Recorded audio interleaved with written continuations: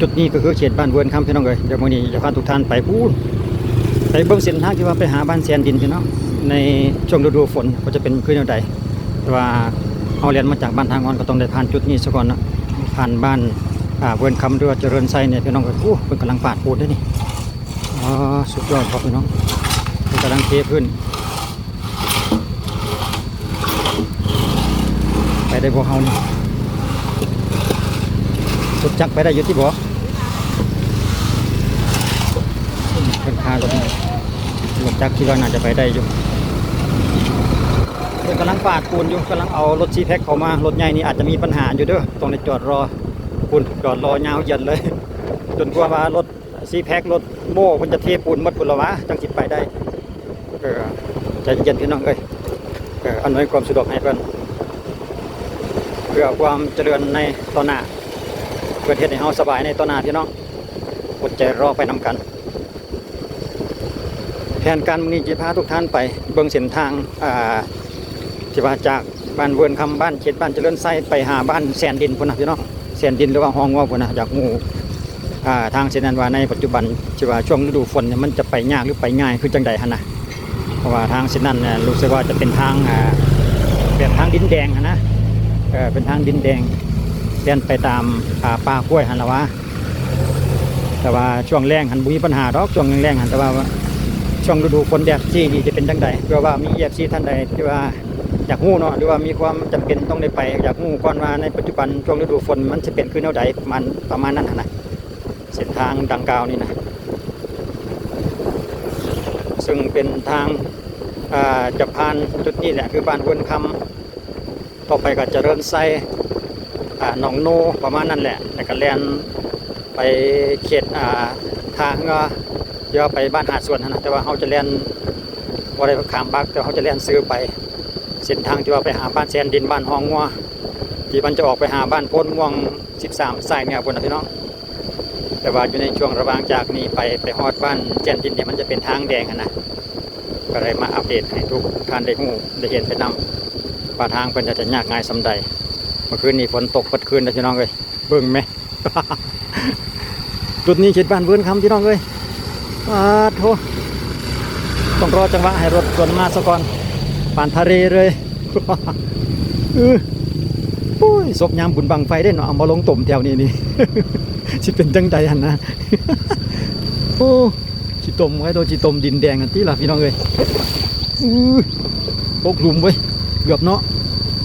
โอ้คือว่าบุบเมียนกลุ่มไปเดี๋ยวเขาบ่ค่อยได้มาจากเทือได้โดนแล้วได้บ่ได้มาทางเส้นนี้ก็ได้ป้าจุดนี้มีปัญหาพี่น้องเลยถ้าหากว่าบ่เร่งถมดินบ่เร่งอันนั้นนี่ง่ายฝนตกตอนหน้านี่เขาสู่ฤดูฝนหลายๆนี่ก็จะมีปัญหากับการสัญจรอยู่เด้โอ้หมู่นี้คนสีเลือกเลยขึ้นเทิงว่าเฮานี่ขึ้นเทิงดีกว่าไว้ เพราะว่าโตทางเทิงนี้เป็นเทไปได้แล้วเนาะเรียนหนึ่งเรียนที่เฮาเรียนนี่แหละโอ้รถใหญ่ส่วนทางเด่นรถดำต้องค่อยๆก่อนโอ้สุดตมแดงไปเลยเนาะรถดำน้อยแก่หินไปสักก่อนพี่น้องเลยเขตบ้านเวิร์นคำโอ้อันตรายพี่น้องเลยบนตมาด้วยรถงามๆช่วงฝนตกเศร้าไม้แบบนี้นี่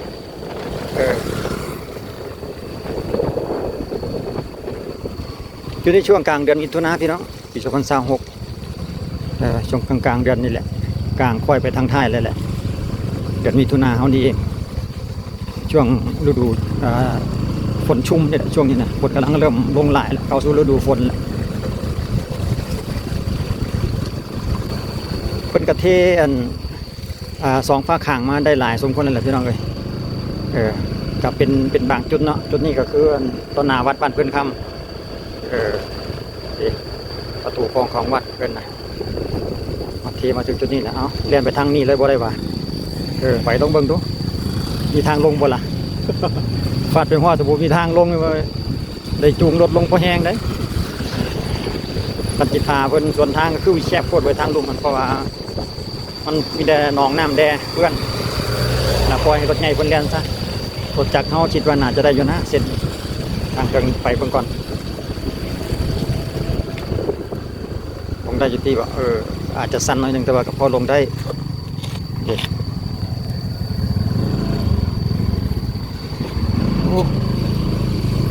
ต้องได้ลงแบบนิ่มนวล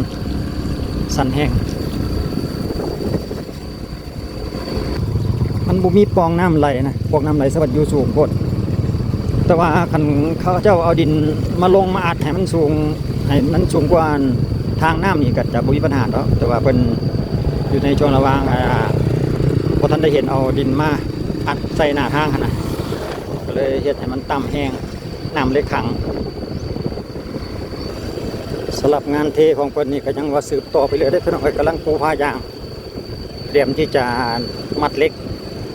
ตีแบบเรียบร้อยแล้วยังเหลือแต่ปูผ้ายางแล้วก็มัดเล็กใส่เตรียมที่จะเทหั่นล่ะว่าก็ถือว่าเพิ่นก็ยังเฮ็ดแยกไปอย่างต่อเนื่องอยู่นี่พี่น้องเลยสังเกตเห็นยังเฮ็ดแยกไปอยู่แต่ละมื้อนะแต่ละจุดนะอาจจะบ่ไวแต่ว่าก็เห็นเฮ็ดไปอยู่เรื่อยๆอยู่หั่นนะโอ้เสียแต่ว่าจุดใดที่ว่าเพิ่นบ่ทันได้เทนี่เป็นหนองน้ำว่ะเพราะว่าเป็นบ่ทันได้เอาดินมาเติมเนาะไปเฮ็ดให้หูน้ำหันยังอยู่สูงอยู่หั่นนะเฮ็ดให้พื้นมันต่ำแห้งถ้าว่าเพิ่นเอาดินมาค้อมหรือว่าดินแดงมาอัดนี่ก็ให้มันสูงกว่านี้ประมาณจัก20 เซนนี่คือสิโอเคอยู่ก็จะบ่มีปัญหาเรื่องน้ำขังประมาณนี้นะเอากับบ่ฮู้นำเพิ่นดอกพี่น้องเอ้ยบางเทื่อเพิ่นอาจจะยังคาจุดใดจุดหนึ่งนะบ่สะดวกที่จะมาเฮ็ดอันใดเนาะบาทนี่ขอส่องเบิ่งก่อนคารถอันเดอร์รถดำเพิ่นคาไปเบื้องซ้ายแต่ว่าเฮานี่รถน้อยขึ้นเลนเทิงเลยก็ได้ที่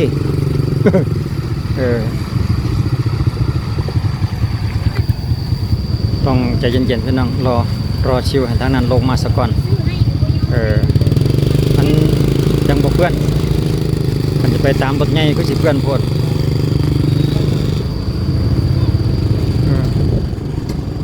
ค่อยไปค่อยมาพี่น้องเอ้ยเส้นทางเป็นกำลังดึงรัดพัฒนาขย่อแล้วก็ได้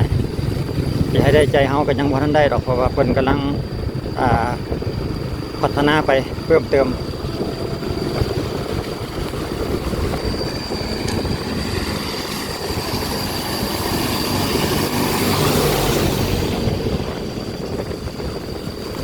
โอ้มาถึงจุดนี้เพิ่น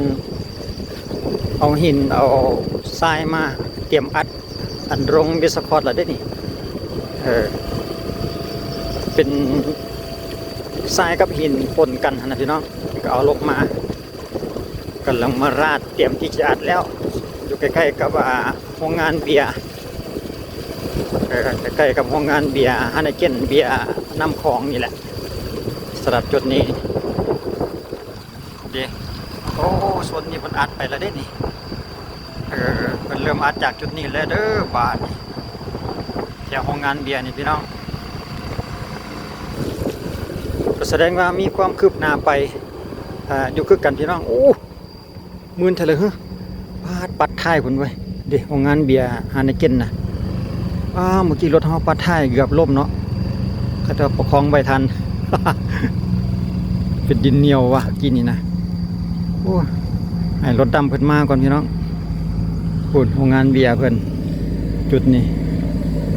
ทั้งเบียร์น้ำคลองและทั้งเบียร์ฮาเนเกนอยู่บนเดียวกันเลย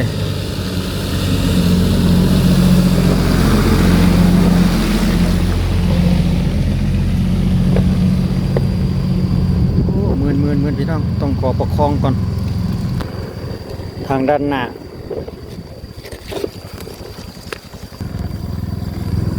โอ้มืนแห้งเมื่อกี้นี่เกือบรถล่ม ใครจะประคองไว้ทัน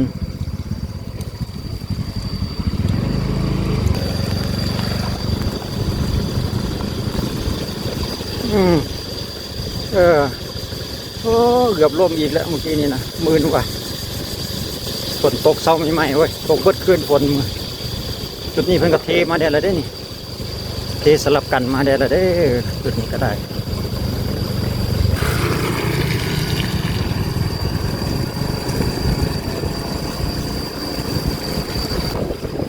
นาดจุดนี้ก็ยังเมินอันทางที่ว่าจะไปหาบ้านแสนดินนี่สิไปได้บ่เนาะบาดนี่ มึงบ่แน่ใจเด้อบัดนี้ไปลองเบิ่งกันพี่น้องได้หรือบ่ได้เดี๋ยวพิสูจน์ไปนํกันเพราะว่าดินเขตนั่นกันเหนียวคือกันเด้ดินเขตอันทางที่ว่าเป็นทางแดงแถวป่ากล้วยแถวทางเฮาสิไปนี่แหละไปเพื่อพิสูจน์ในฤดูฝนแบบนี้นี่จะยากง่ายส่ำใดอีกทีนึงออกจากบ้านเบื้องคำเจริญไซมาแล้วก็ไกลท่าบักที่ว่าไปบ้านหาสวนก็จะอยู่ประมาณนี้แหละตอนนี้เขาเรียนไกลบักมาได้น้อยนึงแล้วเนาะทางแบงค์ที่ว่าไปบ้านหาสวนนั่นนะสำหรับมาถึงจุดนี้ก็อยู่ลักษณะนี้แหละพี่น้องก็พอไปได้อยู่ได้ละแต่ว่าทางด้านหน้าจะที่เป็นอะไร ยังไม่แน่ใจแต่ว่าโซนช่วงนี้นี่กระโบมีปัญหาไปได้ง่ายอยู่เพราะเริ่มมีแดดออกมาแดดแล้วเนาะตอนนี้ก็ได้ดีแห้งไปแดดอยู่ที่บอกทางมันก็เป็นทางแดงแต่ว่าก็มีคุมนิดหน่อยนะพี่น้องคุมแบบลักษณะว่ามันนั่นแหละว่าใหญ่กับว่าใหญ่ว่าน้อยกับว่าน้อยคุมก็ได้มาลองต้องแต่งคือว่าแหละ คุมก็ได้ใครแต่ว่าบุมีน้ำขังแบบทางเป็นหลุมใหญ่ขนาดรถใหญ่รถกระบะนี่คิดว่าก็น่าจะมีปัญหาสำหรับท่านใดที่ว่ามาทางเส้นนี้ในช่วงฤดูฝนนะเนาะจุดนี้ก็จะเป็นแยกจะห่อชายเบื้องก่อนขันแยกไปทางนั้นก็ไปยังก็ไปบ้าน1บ้าน2บ้าน3นะบ้าน3บ้าน2บ้าน1ไปเขตเลี้ยวกลับขึ้นไปหาโรงเรียนอุดมเวิร์นคำได้คือกันพี่น้องทางเส้นนี้เนาะตัวแยกตัวนี้นะหลังจากที่เขามาทางพูดเนาะเมื่อกี้นี่เขามาทางบ้านเวิร์นคำก็คือกันทางเส้นนี้ก็เกี่ยวไปได้คือกันเนาะหรือว่าจีเลียนเลยไปหาเขตบ้านนานาดก็ได้คือกันทางเส้นนี้ก็จะเป็นทางแดงลักษณะเดียวกันนี่แหละพี่น้องแต่ว่าเขาก็จะเลียนไปทางเส้นนี้ซึ่งไปหาบ้านแสนดินเบิกน้ำกันอีกยาวๆจักน้อยหนึ่งว่าเพื่อจะง่ายบ่ในช่วงระหว่างหลังฝนตกเมื่อคืนแบบนี้นี่ช่วงใดทางที่ว่ามันยากๆนี่เขาก็จะตัดเข้ามาเนาะแต่ว่าช่วงใดที่ว่าทางมันง่ายๆนี่เขาก็จะตัดออกประจำเป็นตรงหูก็ได้เพราะว่าเขาเพียงจะให้บางเทื่อให้ทุกท่านได้รู้ว่าช่วงที่ว่ามันยากนี่ยากซ้ำนี่นี่เป็นตามาบ่ประมาณนั้นหั่นนะนี่เด้ที่ว่าจุดยากสุดก็มีแต่แบบนี้แหละพี่น้องเป็นกลุ่มธรรมดาป่ากล้วยเพิ่นพี่น้องเบิ่งอันสวนกล้วยเพิ่นก่อนกำลังปลูกใหม่เด้ส่วนด้านนี้สะบัดใหญ่แล้วสวนกล้วยหลายเขตนี่พี่น้องแต่ว่ารถจักรนี่ก็บ่มีปัญหาดอกคิดว่าพอไปอยู่พอไปพอมานี่รถจักรเพราะว่ามันหลบมันหลีกได้เด้เนาะแต่ว่ารถประเภทรถเก๋งต่ำๆนี่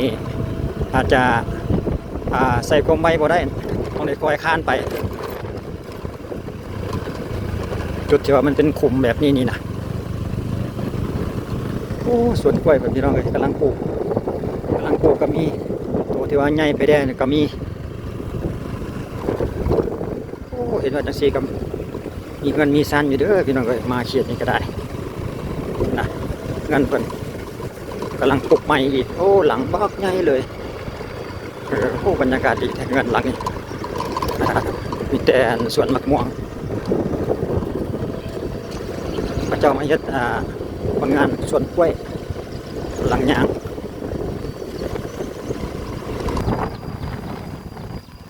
ก็เล่นมาได้เรื่อยๆอยู่ได้หลับพี่น้องทางก็ได้ก็พอถึงขนาดยากเนาะก็เป็นประมาณนี้แหละอันนี้จุดที่ว่ามันยากได้นี่จุดที่ว่าเขาบ่ได้ทายเอาหันหรือว่าง่ายกว่านี้นะมาทายเอาเฉพาะจุดที่ว่าเป็นคุมแบบนี้นี่ก็อยู่ประมาณนี้แหละนี่มีน้ำขังจุดมีน้ำขังก็จะลักษณะนี้แหละ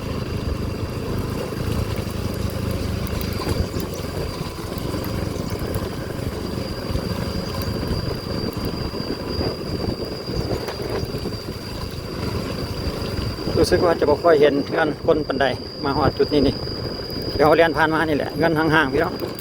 ส่วนหลายก็จะเป็นส่วนกล้วยส่วนสาลีประมาณนั้นแล้วก็มีแบบ เฮือนอยู่ไฮอยู่หน้านะเป็นเถียงไฮแบบนี้นะส่วนใหญ่จะเป็นแบบนั้นก็คิดว่าก็จิบมีบ้านใดแล้วแหละพี่น้องนอกจากออกจากบ้านเวินคำแลนมาทางนี้เลยนี่ก็จะมีก็คือที่มาหาตั้งแต่บ้านแสนดินเลยแหละแสนดินแล้วก็ไปหาห้องงัวแล้วก็พ่นม่วงแต่ว่ามันเป็นช่วงระยะทางที่ว่าห่างเส้นทางแบบยาวไกลสมควรเลยประมาณ10 กว่าลักมั้งจากบ้านเวินคำมานี่นะ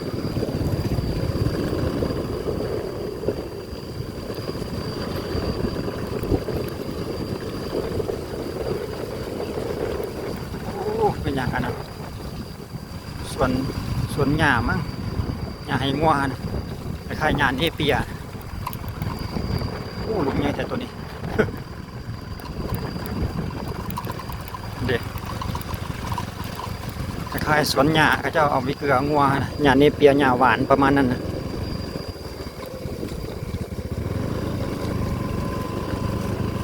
ย่านหมื่นว่ะโอ้งามอยู่เลยหญ้าของเพิ่นนี่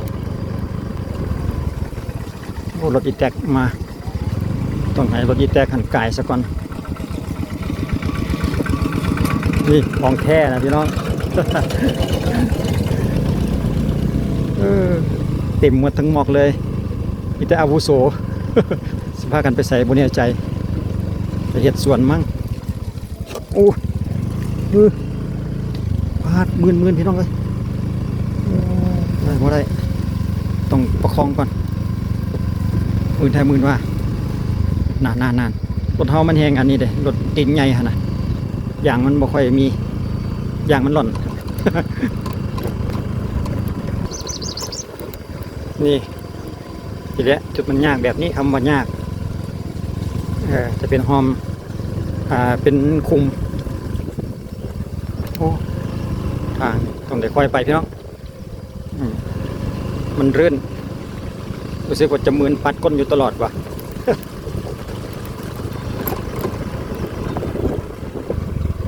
เขาก็จะเลือกท่ายแต่เอาตัวทางที่ว่ามันเป็นคุมยากๆเลยพี่น้องให้เบิ่งนี่แหละประมาณนี้แหละที่ว่ายาก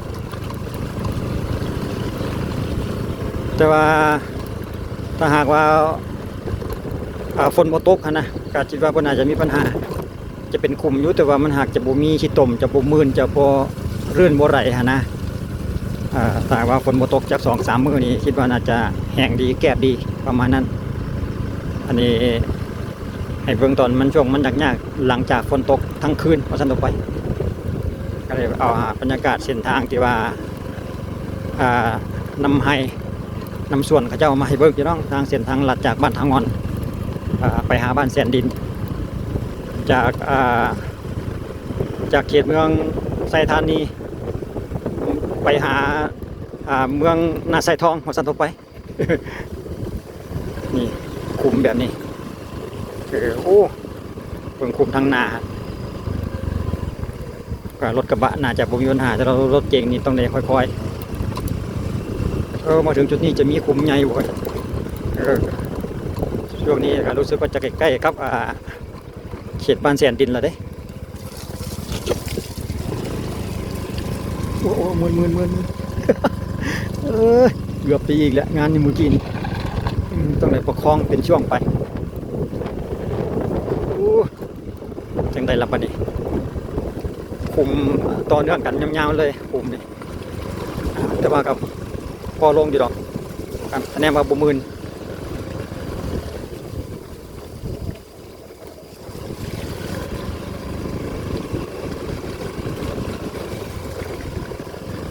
เจอทางแบบนี้นี่แลนลงตัวมันเป็นน้ำจะดีกว่าบ่คิดว่าคันว่าไปบนมันแห้งนะยันมันมื่นแลนลงตัวมันเป็นหนองจังได๋น้องบัดนี้ขอตั้งหลักเบิ่งก่อนเด้อบัดนี้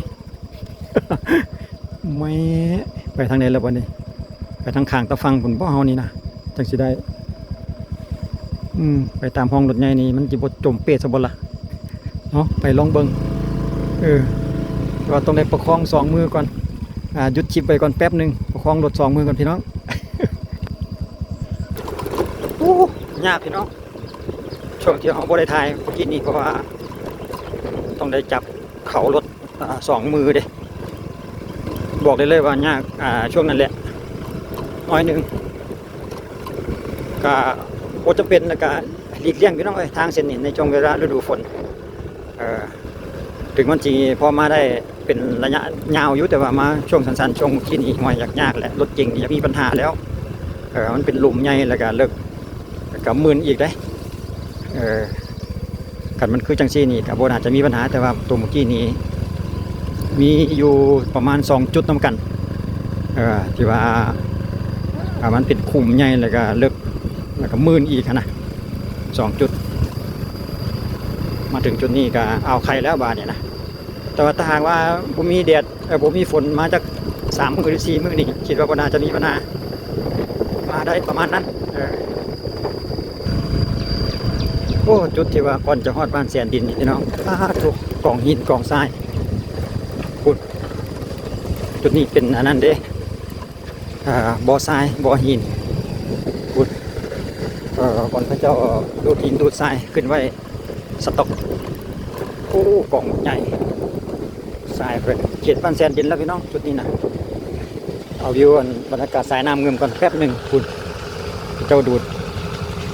กลางสายน้ำเงิมกันเลยไปลุยต่อกัจจินี้แต่ประมาณชั้นนี้ละมั้งว่าจากนี้ไปก็เรียบแล้วนี่นะเขตบ้านแสนดินพี่น้องเดี๋ยวเขาจะไปยุดคลิปอยู่ที่ทางด้านนาวัดเป็นทางลาดยางอีกที่หนึ่งเขตบ้านเพิ่นก็มีทางลาดยางเลยที่น้องเคยมาฮอดทางวัดเพิ่นหน้าวัดเพิ่นละ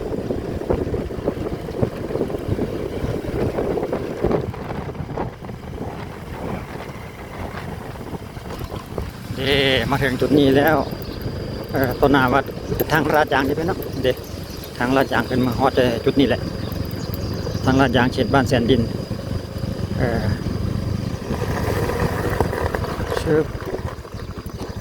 จุดนี้ก็เป็นวัดเพื่อนในช่วงบุญแชงเฮือเนี่ยบุญช่วงเฮือนี่กับมานี่แหละทางวัดบ้านเพื่อนนี่แหละก็จะมีเพียงเท่านี้พี่น้องคลิปวิดีโอเขาก็จบลงอัปเดตเส้นทางจากบ้านทางงอนทางเวิร์นคำบุรีมาจนฮอดบ้านแซนดินก็อยู่ประมาณนี้แหละถึงมาถึงจุดนี้เนี่ยเป็นทางอย่างทั้งหมดเลยพี่น้องก็จะเลียนออกไปหาบ้านห้องงอนหรือว่าบ้านก้นม่วงพุ่นแหละ13 สายเหนือพุ่นแหละจะเป็นทางอย่างลักษณะนี้ทั้งหมดแหละสำหรับคลิปนี้ก็ผมขอบใจ FC ทุกท่านในการติดตามและรับชมพี่น้องเอาไว้เจอกันในคลิปต่อไปสิเป็นเส้นทางในนั้นอีกทีหนึ่งสำหรับคลิปนี้ขอบใจสบายดี